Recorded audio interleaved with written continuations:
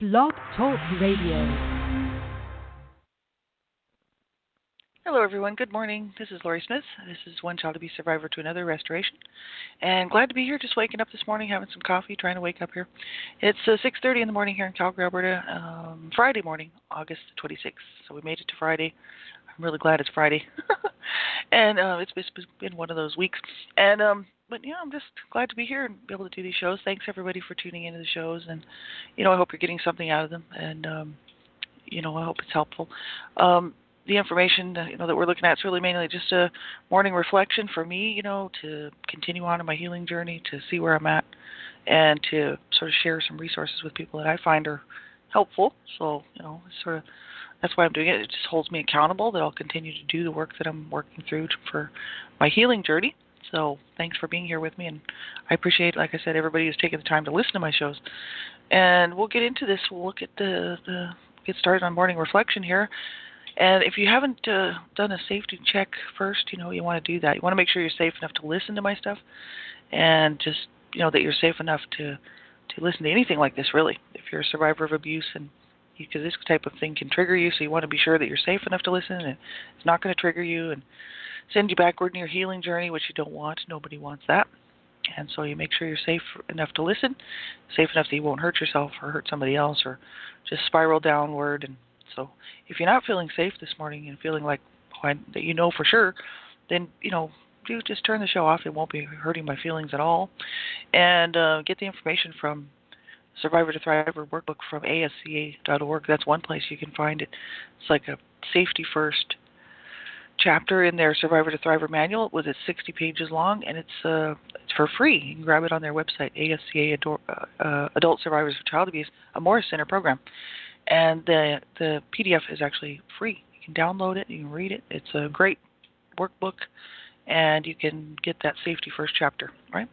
So we'll get right into this morning. How am I doing? How am I feeling? This morning I'm feeling pretty good. I'm really extremely tired. Not necessarily from doing these shows. It's not from getting up and doing these shows. It's just been a hectic week, been a busy week. Lots going on.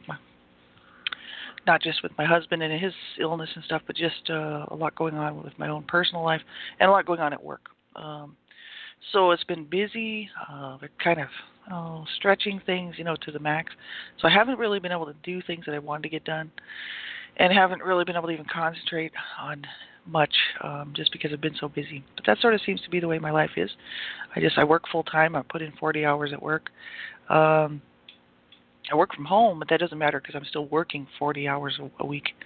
And I do split shifts, so I work early in the morning and then I work late at night. And I've got this little window of time in the afternoon I got to cram everything into. And so it's hectic, it's busy, even though most people would think I've got it made because I work from home. It doesn't matter, the hours have to be put in. And I'm putting in 40 hours a week, so it's a busy week, and I got to cram everything else into just a few hours trying to get things done. So I really haven't made much progress as far as that sort of thing goes. But as far as my feelings, I feel pretty good this morning. I feel pretty good that I'm actually still moving in a positive direction and working on my healing journey, looking to get physically healthier, which is helping me to realize that I need to change. I need to make some changes. It's not going to happen if I don't change it. And I'm the only one that can do that. And so it's good to be on this journey again and getting started again.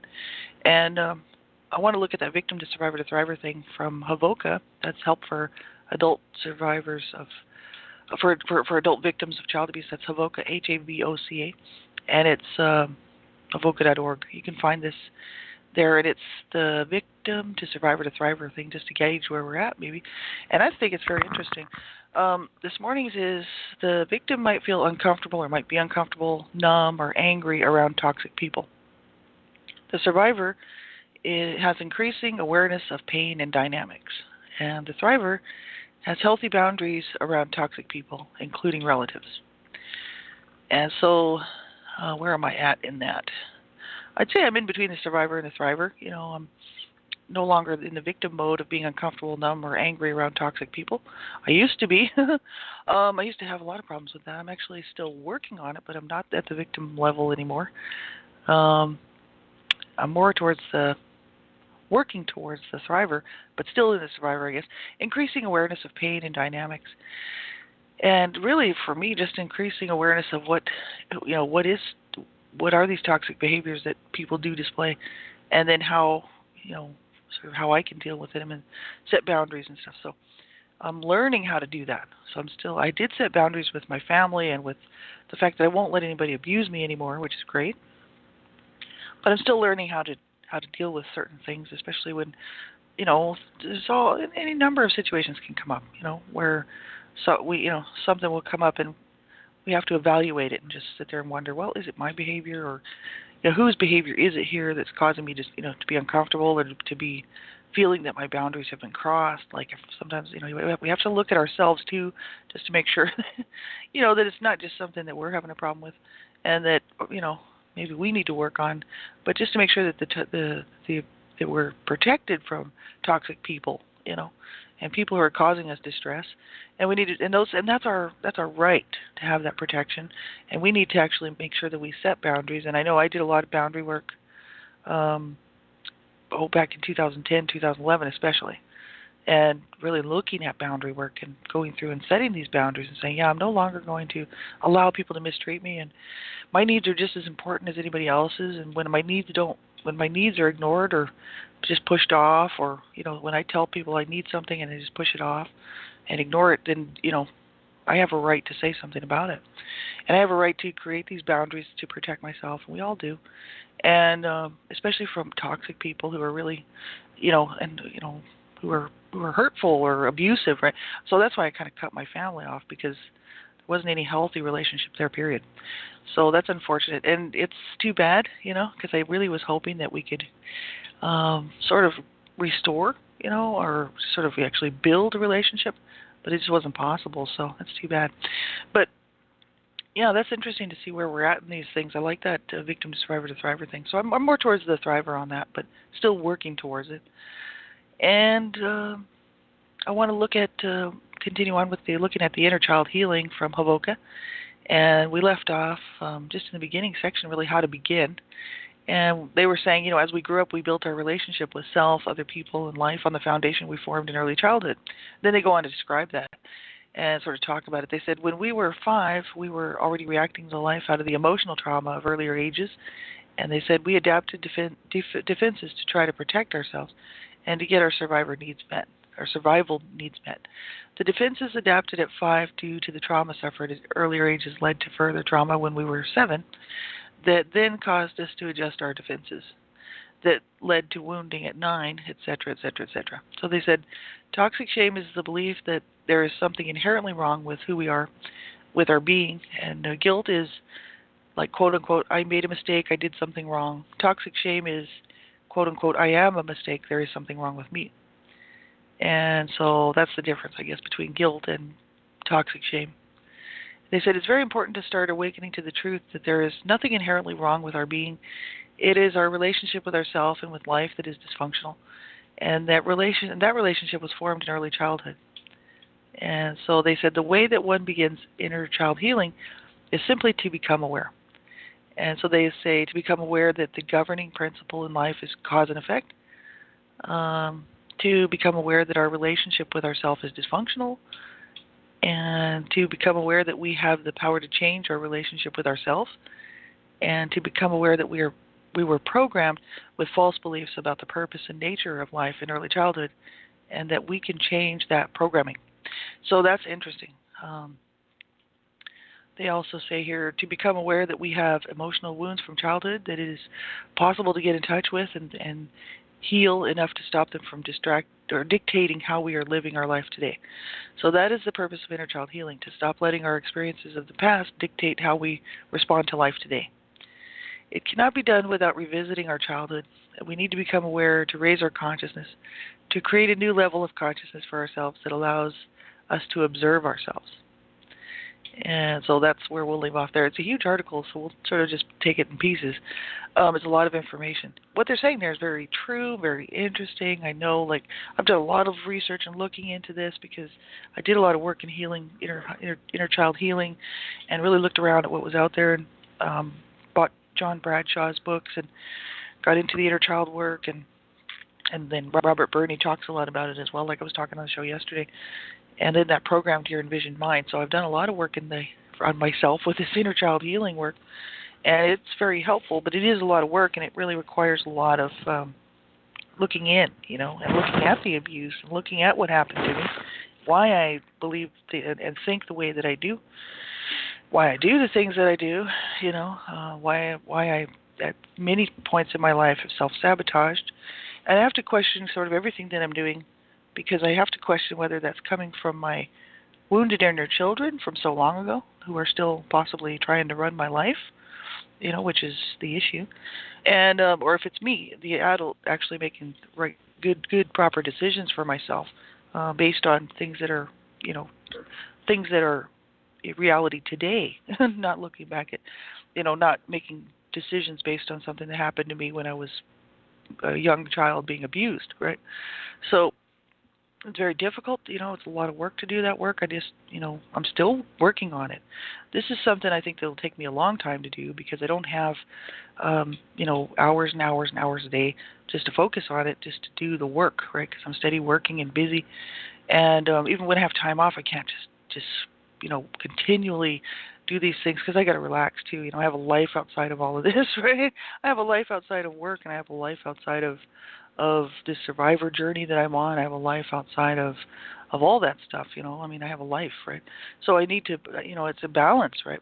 And so it is a very slow process for me. It might not be as slow a process for somebody else, right, who has more time to work on these things.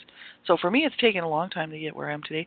And a lot of times I'll want to do the work on the inner child work, but I just don't have the time. And I'll sometimes, before I go to bed at night, I'll try to do that, because it's my quiet time right before I go to bed, and I'll try to take a half an hour. But at that point, I'm really so tired sometimes that I can't concentrate on it, so it gets pushed off again.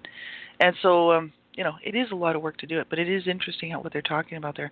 So they're saying, that really, there's nothing wrong with we're not the mistake. There's nothing wrong with me. It's toxic shame.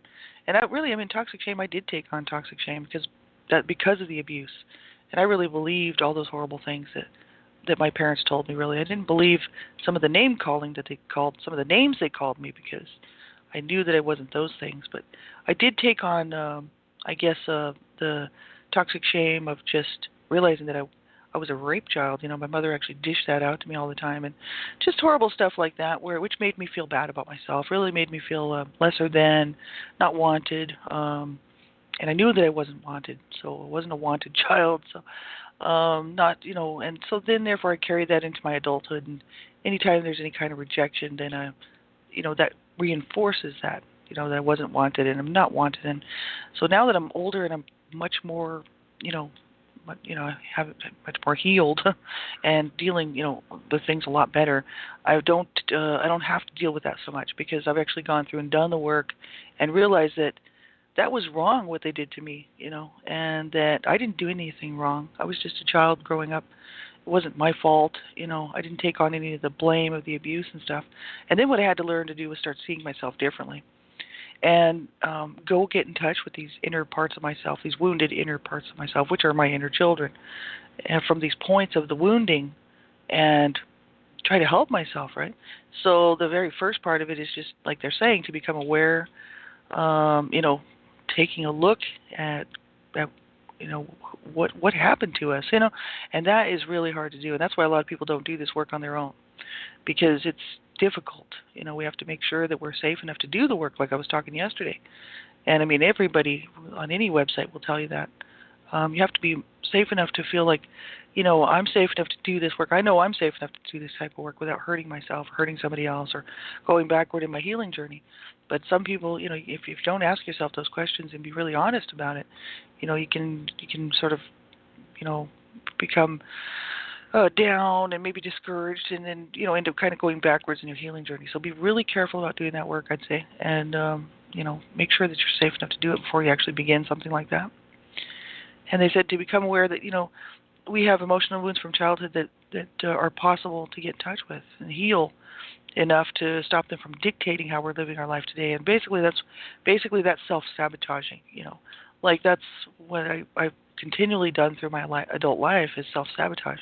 And that's relationships mainly, whether it's working relationships or personal relationships with people, because I don't want rejection anymore. I don't want any more rejection, so I leave first. That's just what I do. And I leave first. I'm like, look, I'm not going to be hurt. I don't want to hurt anybody else, but it's like, no, before I'm hurt, I'm going to leave. That way, because I've been wounded my whole entire growing up, my whole life really, and even into my adult life by my parents, and as a child by my parents and my brother, who wounded me severely. And, I don't want any more rejection. But we are going to be rejected. That's the problem. That's life, right? I'm going to be rejected. There's going to be people that don't like me. That's fine. Like I said, I'm not a people pleaser. But the issue is that when I really care about somebody, and I really care about something, then it's hard, because it's like, okay, I really love that person. I don't want them to reject me. You know what I mean? It's a difficult situation for people who've come through horrific situations. So I have to be careful that my decisions are not based on my inner child, who still is trying to run my adult life, right? And then, so that's interesting. They said the purpose of inner child healing is to stop letting our experiences of the past dictate how we respond to life today. It cannot be done without revisiting our childhood. So that's where you have to be careful, because I had to go back and get in touch with all those points where I was wounded, and then take like I did a third-party look at it, looking on the outside, what happened, what caused me to feel the way that I do, what caused me to do the things that I did as a child growing up, and then as a teen, going all the way through it. And it's a lot of work. So you have to be really careful when you're doing that work. Like I said, make sure you're safe enough. And so they said, we have to start observing ourselves, our reactions, our feelings, our thoughts, from a detached witness place that's not shaming, So it's really quite interesting, this article. So we'll take a look at the rest of it on Monday. So positive reinforcement, what am I doing right in my daily walk? Looking at positives instead of negatives. I don't want to get down on myself. I haven't really been able to do the work I wanted to. So it keeps getting put off, but that's okay. I'm not really going to be too hard on myself. I'm just going to keep going. We'll try again next week. That's what I say. Or I'll try again tomorrow, or try again later. Because things do get pushed off sometimes aside, and we just don't have the time to do it, or it just doesn't happen at that point. So, I'll just keep going and keep moving through and keep working at things. A positive affirmation I can say with myself today. Yesterday was I respect myself. That was a really good one. Today is I am at peace with myself. I can walk around all day saying that, but am I really at peace with myself? Do I believe that? Am I at peace with myself? I'm definitely at peace with myself. I had to make some serious decisions, to cut my family off, and at the time, it was something I knew I had to do. It was difficult to do, because I knew that my family was not going to be supportive about it. I cut them off, and I knew that there would be all kinds of negative sort of thoughts and stuff from these people coming my way. They were never able to contact me again, because I cut them out of my life. So I don't really know what they were saying. I can only imagine what they were feeling and thinking. And I had to realize that decision that I made was for me. That was for me. That was for my peace of mind, for peace in my life. So I had to cut them out. And if they don't respect me enough to realize that, we never had a relationship to begin with. It wasn't a healthy one. It was a very minimal, toxic one. So it wasn't like we were really close-knit or anything like that. So I figure if they can't honor that for me and respect me enough to, and to be happy for me that I've made that decision so that I can be at peace with myself, then that's too bad. So I am at peace with myself, and I do care about myself, and I'm at peace with my decisions. I have to be careful about decisions that I'm making. I do make all kinds of decisions like everybody else every day. And, I have to be careful that I'm not making those decisions based on my wounding, being so wounded, and my inner wounded children. So I do have to reflect carefully before I make decisions, especially big decisions, and I do. And I generally take a few weeks to think about things. I'll take time. I'll take months if it's necessary to sort of make these decisions. And then at some point, have to make them. And I don't always, I'm not perfect, right? Who's perfect, right? But I have to be at peace with myself at the end of the day, right? We all do. And so I try to make sure that what I'm doing is based on meeting my needs, and, that it's the right thing for my life, or whatever decisions I'm making. That way I can be at peace with myself, because I know, it's a real, like I've done that in the past where I've made several decisions that were not healthy choices, and really were kind of harsh way of doing things, and I kind of still do that even today, and think, wow, that was all coming from my wounded inner self, right? So I have to be careful that I don't make decisions based on my woundedness, right? That I'm still working through, and that I'm making these decisions based on the adult me who is not who has needs that maybe aren't getting met, and that I feel the need to actually then make decisions based on that. So it's interesting. We do have to do some real serious reflection and inflection, I guess, really looking in to see what's going on when we're making decisions, and that way we can be at peace with ourselves, right? So I'm at total peace with myself, and I don't have a problem anymore with not being at peace with myself. And I think that's really the main difference between where I was at the age of 41 and a half, not able to cope, not able to function, really just wanting the pain to go away, wanting to be out of the pain, to today, is that I've made peace with myself. And that's a really good place to be. I wish that for everybody, I really do. And so I can walk around saying that all day. Am I at peace with myself? I have to be at peace with myself. We all do. And the decisions that made when I was younger, and decisions that I made even as an adult, I mean, some of them I was not pleased with, wasn't pleased with my behavior. And now as an adult, like working through my healing journey and stuff, I am actually at peace with my decisions, which is important. We have to be at peace with our decisions. And also on Havoka, they have a personal communication. We have the right to, right, Survivor's Bill of Rights. We have a right to, in the sphere of personal communication, to express a contrary view when you do understand and you do disagree. Yesterday's was, I have the right to ask for explanation of communications you do not understand. And then today's is, I have the right to express a contrary view when you do understand and you disagree. And that's right. That's exactly right. We do have a right to, in the personal sphere of personal communication, even if we do understand something and we want to express a different view or contrary view, we have the right to do that, and we have the right to disagree, right? And that's so many times a real problem for people, because then it causes all kinds of problems. Because the minute we do disagree, then it gets, then there's going to be a problem. Because if we're not just going along with the flow with everybody, it throws things up into, a problem. Because all of a sudden, we're not going along. Excuse me. We're not going along with what the other person or the other group or whoever it is doing. So then we have a contrary view, which then causes problems, and it really does. But we have rights to say what our view is, and we have a right to, even if we do understand it, we have a right to say what our view is, and then we have a right to disagree. We have a right to get our needs met. These are needs that really we do have the right to pursue. And I mean, sometimes you have to weigh things out. It's like if we have a contrary view and we do understand what's going on and we disagree, sometimes it means that we have to move on. Sometimes it means that, that things just aren't right with the people that we've disagreed with, because a lot of times if you disagree with somebody, then it causes all kinds of grief and problems with people, because we're supposed to all just be little lambs going along blindly and not allowed to say anything, right? Well, that's where I kind of, decided years ago. This one's very important for me because I was a child. I was abused, obviously. I was watching my mother be abused, and I was quite often speaking out about the abuse and speaking out against it. And because CPS was involved, I knew what my parents were doing was wrong, and my brother, what he had done was wrong. And I was not allowed to say anything. I wasn't allowed to express my view, and I was not allowed to open my mouth really without being abused, which means physically beaten. Like I would be physically abused severely if I opened my mouth, by my mother mainly, but also by my dad. And so I wasn't allowed to say anything or disagree.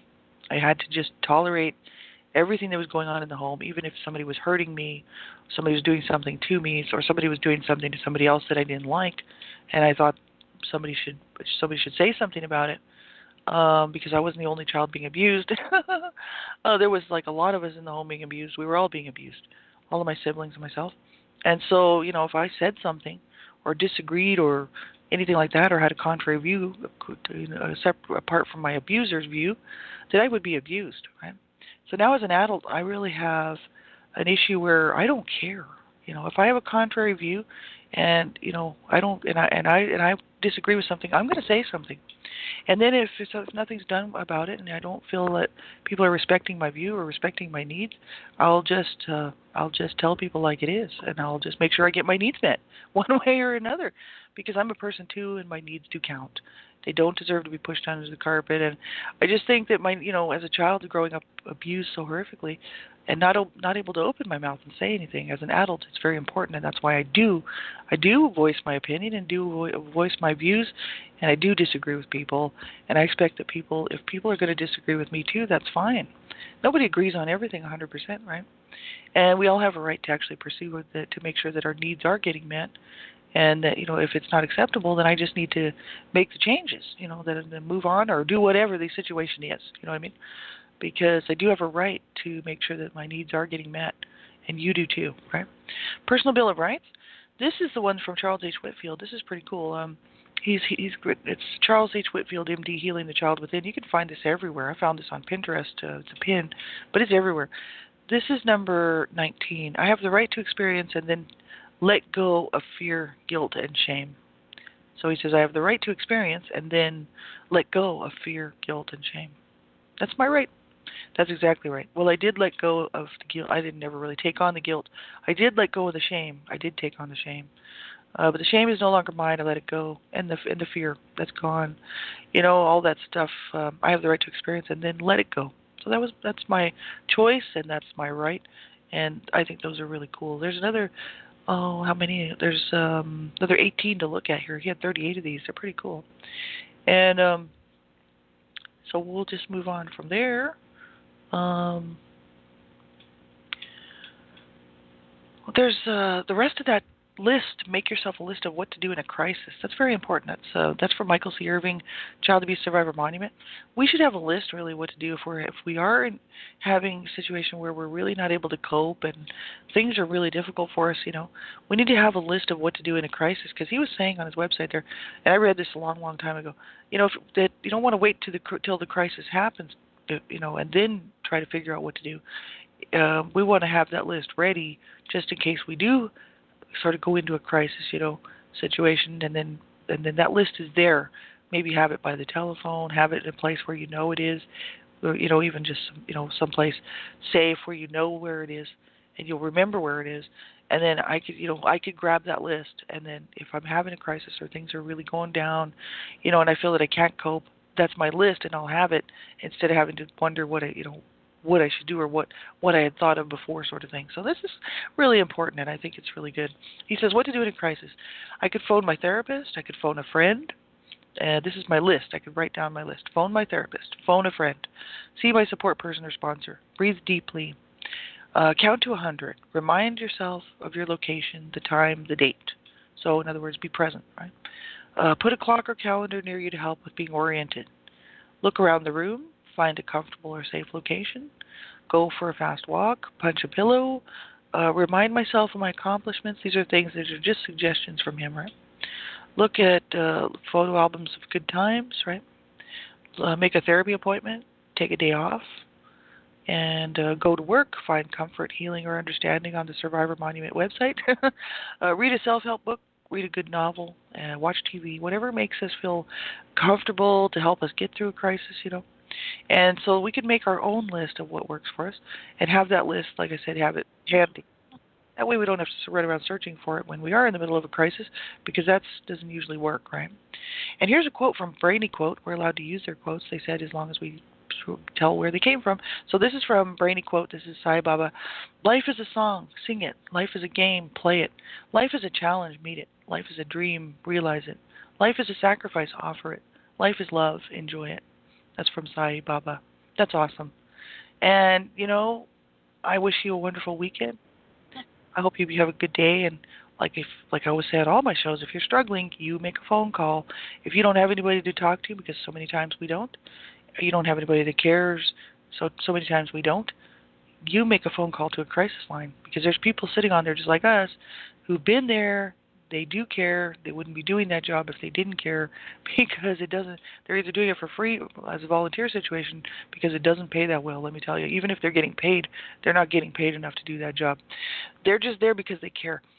So I'm telling you, you can't cope and you're having a hard time. You make a phone call, you call a crisis line, you call somebody and you get some help.